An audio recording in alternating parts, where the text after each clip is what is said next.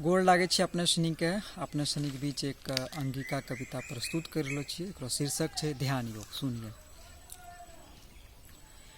ध्यान योग ला मुक्ति मिलतै करै छियै दावा, करै छियै दावा हो।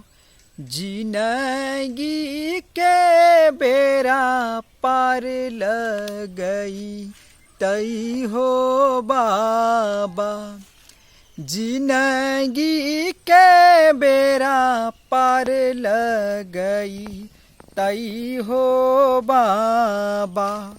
झूठा चोरी नसाही निशा, मछरी मांस के छोड़ी दहो, मछरी मांस के छोड़ी दहो। सुधार आचार व्यवहार के, यह छीक दुख रूपी रोग के दावा, रोग के दावा हो। जिंदगी के बेरा पार लगई तई हो बाबा।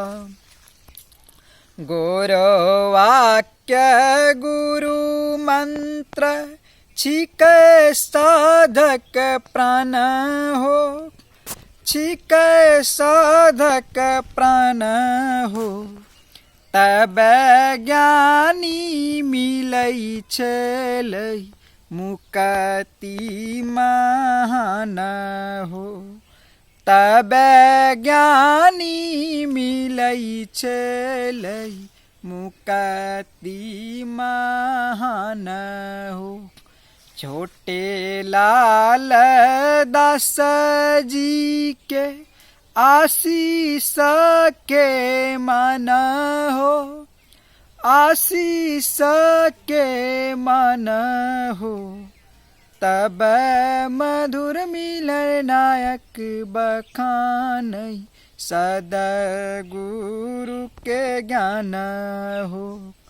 ध्यान योग मुक्ति मिलतै करै छियै दावा, करै छियै दावा हो।